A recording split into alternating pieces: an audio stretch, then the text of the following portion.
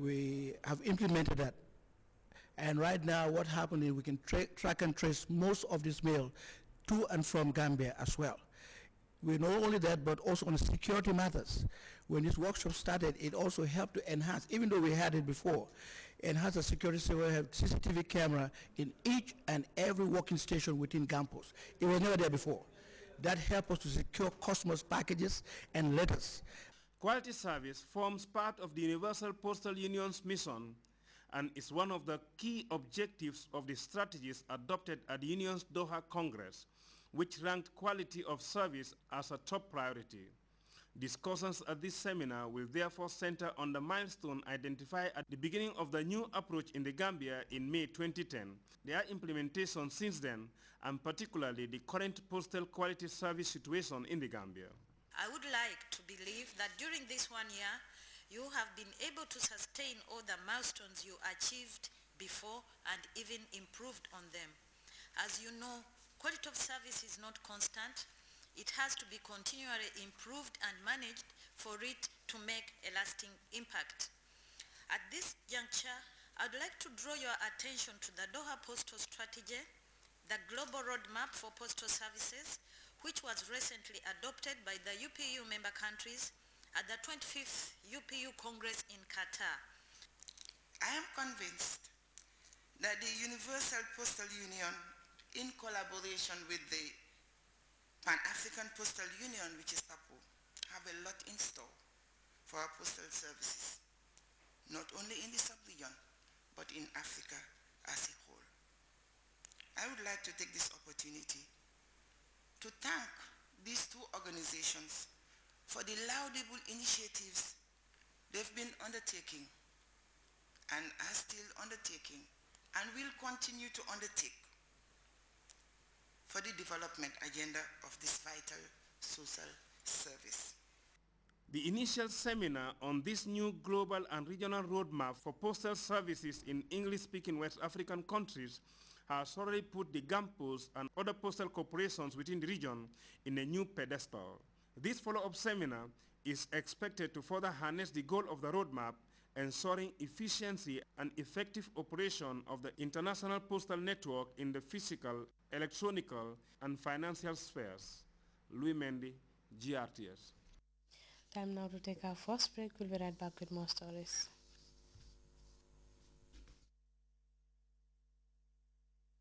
The lowest price ever. 3G AfriCell brings you the most affordable 3G internet bundles ever. Get your AfriCell Extreme 3G internet service for as low as $15 is only. AfriCell 3G bundles starting from 50 megabytes up to 12 gigabytes. 12 gigabytes bundle for a tariff as low as 5 buttons per megabyte. And all bundles are valid for 30 days. AfriCell Extreme 3G service for as low as $15. To subscribe, please dial 120 and choose from the available 3G bundles. For more info, call 113. AfriCell Extreme 3G service. For as low as 5 buttons per megabyte, stay connected to AfriCell's 3G network. AfriCell. When we say Extreme 3G, it is truly extreme.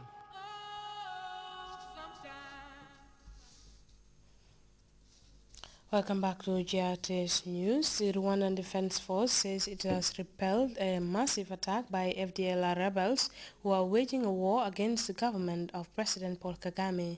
The Rwandan military sources say at least 15 rebels have been killed and a number of them arrested after rebels attacked a Rwandan military base along the DR Congo border. Kigali is accusing Kinshasa of backing the FDLR rebels, an accusation vehemently denied by DR Congo officials. We have details of that story in this report. On Thursday, the Rwandan army led journalists to the site in Rabuvu in the northeast of the country, where members of the Democratic Forces for the Liberation of Rwanda launched an attack. Two heavily armed companies of the FDLR crossed the border from the Congo overnight to take up positions in the foothills around the volcano. The fighting between the army and the FDLR rebels lasted for hours.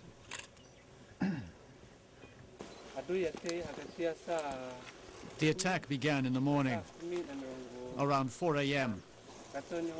My men were in the area and were quickly alerted We reacted immediately.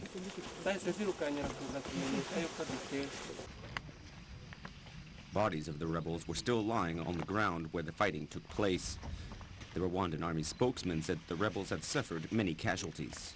At Muti defense alone, more than 15 FDR were killed, 5 were on the ground, 7 were evacuated, carried by the FDR.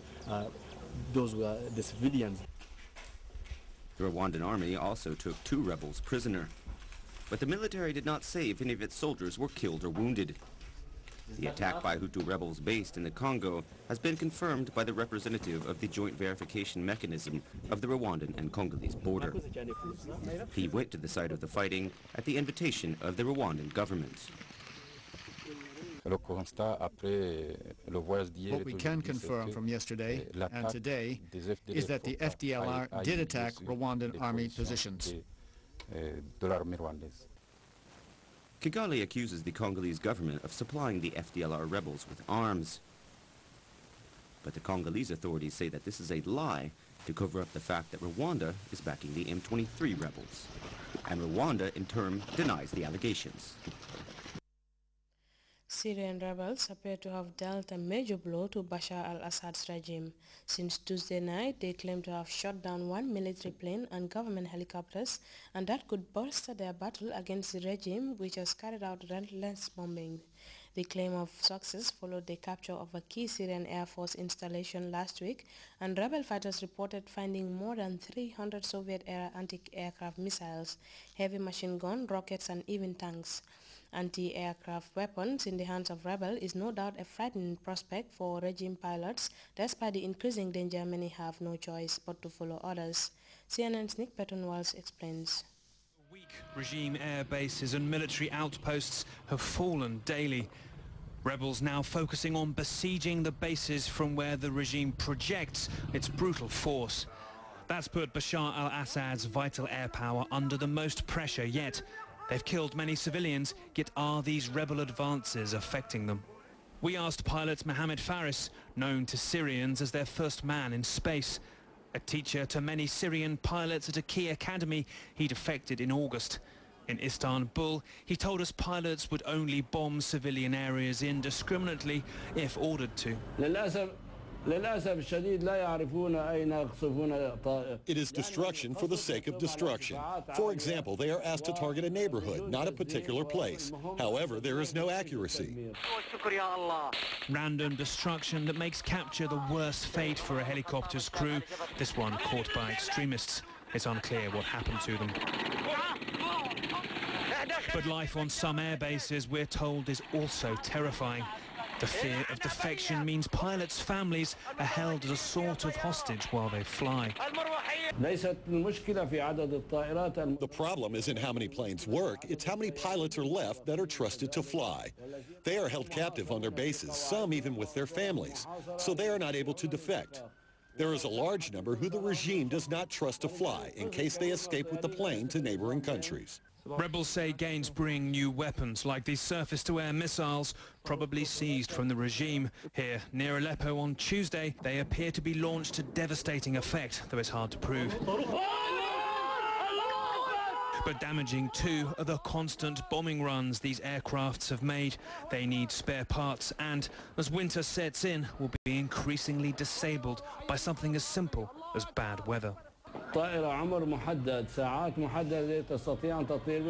A plane has a set number of hours that it can fly, so the recent increase in their use decreases the hours they have left in their lifespan. When there is rain, clouds, and fog in winter, it affects the planes and the pilots. The type of planes we have aren't able to bomb so well in bad weather. Difficulties that give rebels a chance in winter to speed their march on Damascus. These men capturing another base too close to its center for regime comfort. After months of stalemate, the narrative of this war finally changing. Nick Payton-Walsh, CNN, Beirut. Time now to take a second break. We'll be right back.